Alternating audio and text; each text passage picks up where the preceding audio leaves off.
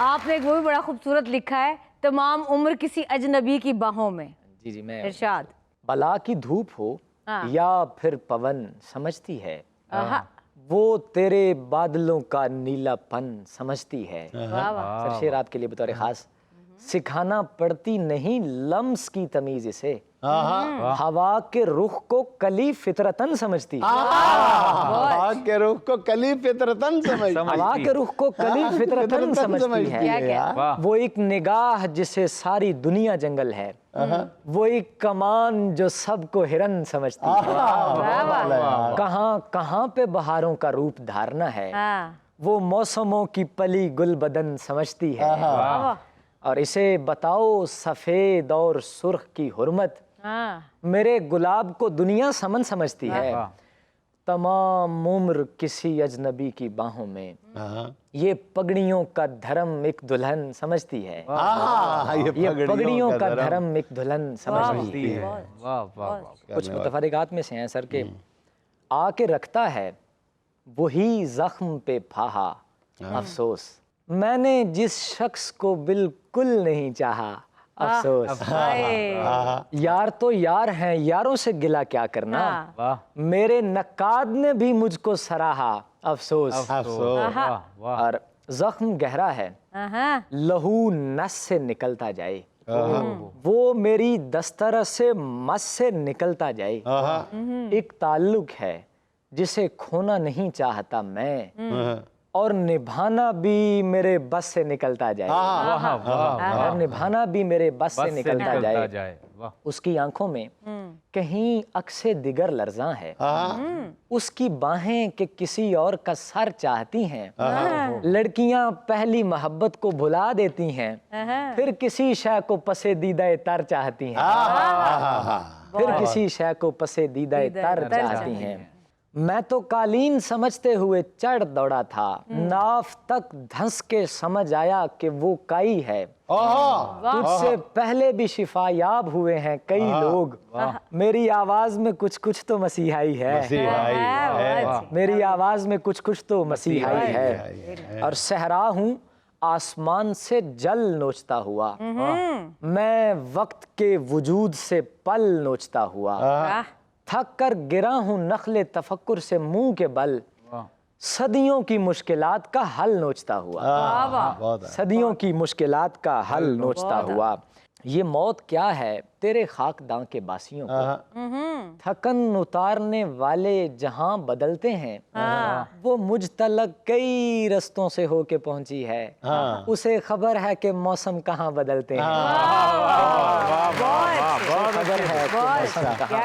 قد میں چھوٹا نکل آیا، وہ کیا تھا جی ذرا بتائیں. دو تین شعر ہیں. آپ کے متعلق نہیں ہے، سنیں ذرا ان کے اپنے دشمن کے بارے میں. یہ قد ظرف کے معنوں میں. قد میں چھوٹا نکل آیا میرا دشمن آصف، دھوپ کی برف کے تودوں کو سلامی ہوتی، تیری خواہش بھی کہیں خواہش فانی ہوتی. میرا پندار میرے اشکوں میں بہ جانا تھا، چادر ابر اگر تو نے نہ تانی ہوتی. قد میں چھوٹا نکل آیا میرا دشمن آصف، جھکنا پڑ جاتا اگر ہار نہ مانی ہوتی. جھکنا پڑ جاتا اگر ہار نہ مانی ہوتی. جھکنا پڑ جاتا اگر ہار نہ مانی ہوتی. واہ یار واہ. رات گو میرے تخیل کی کمر ٹوٹ گئی. جی یہ غزل ہے سر. پہلے دو شعر آپ کی نظر کرتا ہوں بطور خاص. پھول برساتے چلے جاتے ہیں بلوائی پر، حیف ہے شہر کے باشندوں کی دانائی پر. بہت اچھے یار، بہت اعلیٰ. چھوٹا سر ہو تو پڑا رہتا ہے شانوں پر ہی، سر بڑا ہو تو رکھا جاتا ہے اونچائی پر. سر بڑا ہو تو رکھا جاتا ہے اونچائی پر. کھال کے بخ یہ جوانی میں ادھڑنے لگے ہیں، جگ ہنسے گا میرے خیاط کی ترپائی پر. بہت اعلیٰ. روزن حجرہ جاں تھا تیرے خنجر کا کرم، روشنی زخم سے لڑتی رہی سلوائی پر. روشنی زخم سے لڑتی رہی سلوائی پر. بہت اعلیٰ یار. اور میری کندیل خوش آثار نے بجھ کر یہ کہا، مشعل راہ خوش آئے تیری بینائی پر. آج پھر دیکھ میرے کہنے پہ آئینے میں، اور پھر سوچ میرے گھاؤ کی گہرائی پر، واہ اور پھر سوچ میرے گھاؤ کی گہرائی پر، رات گو میرے تخیل کی کمر ٹوٹ گئی، شیر پھر بھی نہ ہوا یار کی انگڑائی پر، شیر پھر بھی نہ ہوا یار کی انگڑائی پر، وہ کہ پروردہ باغیچہ شہر لاہور جان دیتی ہے تیرے لالہ صحرائی پر، یہ ریاضت ہے جوانی کے جوان سالوں کی، حیرتی منہ نہ تکیں قافیہ پیمائی پر، اور غیبتیں بانٹتی دنیا تیری آصف محمود، رشک کرواتی ہے مجھ سے میری تنہائی پر، رشک کرواتی ہے مجھ سے میری تنہائی پر۔ اچھا سر، ان کی بولیاں بھی بڑی پیاری ہیں، وہ کیا ہے آپ کا؟ میرے ویر میں نے چکیا موڑیاں تھے، ذرا وہ سنائے نا۔ بولیاں سر کہ آج کی مناسبت سے بھی کہ می وسیا تے بھیج گئیاں چگیاں، انہیں پھلاں دیاں پتیاں چگیاں تے ہتھاں اتے نیل پہ گئے، انہیں پھلاں دیاں پتیاں چگیاں تے ہتھاں اتے نیل پہ گئے، اسی مٹی دیاں کنداں نے اساریاں تے بدلاں دی اکھ بھیج گئی،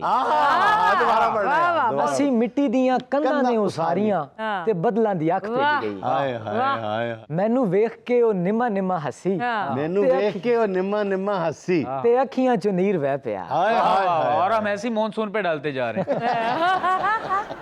میرا جسا جیویں پکھڑے دے کنڈے او پھلاں تے تریل ورگی، او دا تلیاں نے چکیا نہیں پارا، پھل ٹہنیاں تو ہو گیا پارا تے روپ دی تریل اڑ گئی، تے روپ دی تریل اڑ گئی، اور میرے ویر مینوں موڈے اتے چکیا، میرے ویر مینوں موڈے اتے چکیا، میں بدلاں نو ہاتھ لا لیا۔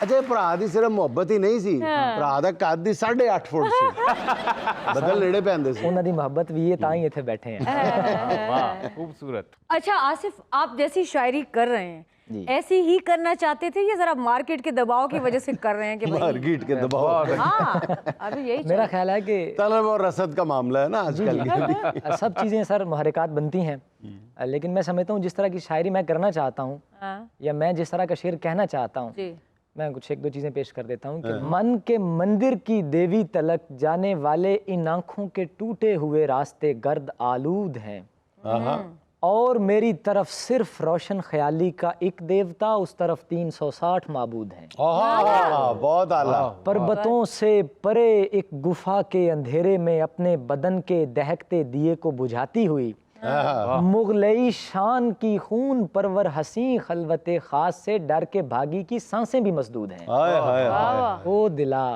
جوگیا روپ ناگن بھی وش میں نہیں کر سکا، تیرے سپنوں کی بغلی بھی شب کھا گئی، اور تمنا کی پرنور بینے سمے کے سیاہ اژدہے کے کھلے غار سے منہ میں موجود ہے۔ ایک آپ کا حلیہ، اوپر سے آپ کی شاعری، ویسے بالکل یوں لگتا ہے کہ ابھی آپ نے ہاتھ میں لالٹین پکڑنی ہے اور کہنا آج اماوس کی رات ہے بٹیا۔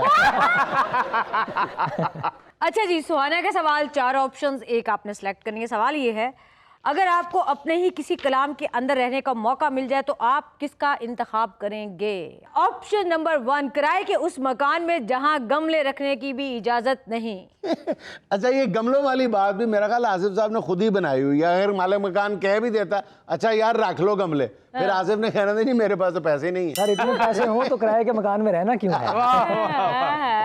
اچھا جی، آپشن نمبر 2، اس محبت میں جہاں ابھی تک صرف تخمینہ ہی لگایا جا رہا ہے۔